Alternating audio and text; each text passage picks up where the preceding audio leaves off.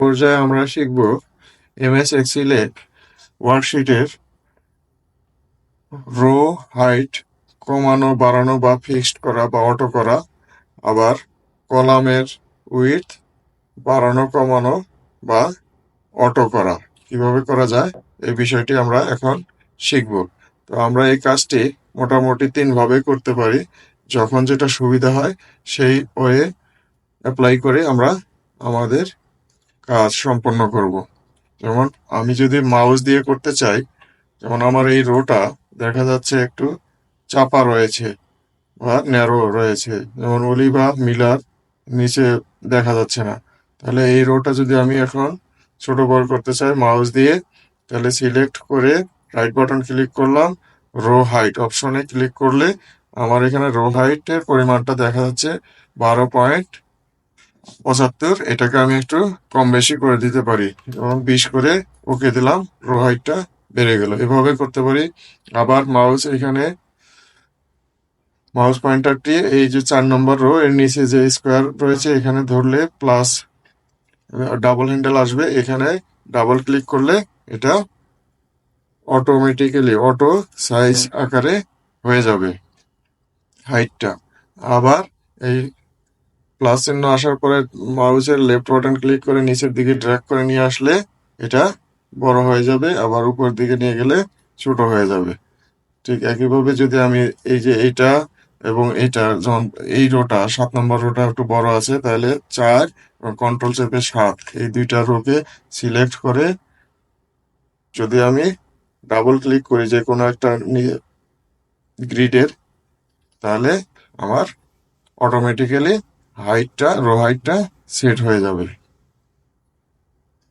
ঠিক একইভাবে যে কলামটা আমি, যেমন এই কলামটি একটু বড় করার দরকার, এই কলামটি বড় করার দরকার, তাহলে একটা করার জন্য ঠিক এভাবে রাইট সিলেক্ট করে, সিলেকশন থাকা অবস্থায় রাইট বাটন ক্লিক করে কলাম উইডথ অপশনে ক্লিক করে এইখানে কলাম উইডথ কত সেটা আমি যদি ফিক্সড করার জন্য আমি এখানে টাইপ করে ওকে দিব, এটা হয়ে যাবে। আর যদি দুইটাই করতে চাই তাহলে এই দুইটা একবারে সিলেক্ট করে বা যতটা প্রয়োজন এই দুইটা এবং এই যে এটা, তাহলে কন্ট্রোল চেপে এটা 3টা কলাম সিলেক্ট করে রাইট বাটন ক্লিক করে কলাম উইডথ আমি যেটা দিব সেটা সবগুলা কলাম একই সাইজে হয়ে যাবে। আর যদি আমি চাই মাউস দিয়ে করতে, তাহলে সিলেক্ট করে যে কোনো একটা কলামের ডান পাশে মাউস পয়েন্টার নিয়ে যখন ডাবল হ্যান্ডেল আসবে এটাতে ডাবল ক্লিক করলে অটো ফিট হয়ে যাবে, অর্থাৎ কন্টেন্টের কন্টেন্টের সাইজ অনুযায়ী কলামের উইডথ ছোট বড় হবে। আবার এই কাজটাই করতে পারি আমি যে কোনো একটাতে নিয়ে মাউসের লেফট বাটন ক্লিক করে ড্র্যাগ করে ডান পাশে সরালাম, তাহলে বড় হয়ে যাবে, আর বাম পাশে সরালে ছোট হয়ে যাবে। আর যদি ডাবল ক্লিক করি অটোমেটিক যতটুকু জায়গা দরকার ততটুকু উইডথ হয়ে যাবে। এখন এই কাজটা রিবন থেকেও করা যায়। এতক্ষণ মাউস দিয়ে করলাম, এখন রিবন থেকে কিভাবে করব সেটা হলো এই যে যে এই কলামটা উইডথ বাড়াতে বা কমাতে চাই, সেই কলামটা বা সেই কলামগুলি সিলেক্ট করে হোম, দেন ফরম্যাটে আসার পর এই যে কলাম উইডথ এটাতে ক্লিক করলে আমার এই কলাম উইডথ ফিক্সড করার অপশনটি আসবে, এখানে দিলে হয়ে যাবে। তাহলে এটা আর করলাম না। তারপরে আমি অটো ফিট কলাম উইডথ এটাতে ক্লিক করলে যতটুকু জায়গা প্রয়োজন ততটুকু উইডথ হয়ে গেল।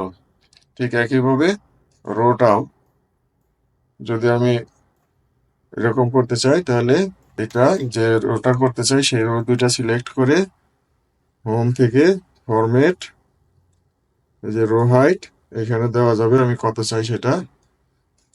আর যদি অটো ফিট করতে চাই অটোমেটিক্যালি হাইট হয়ে যাবে, সেটা হলো অটো ফিট রো হাইট, এটাতে ক্লিক করলে অটোমেটিক্যালি দুইটা যে পরিমাণ হাইট দরকার সেই পরিমাণ হাইট হয়ে গেল।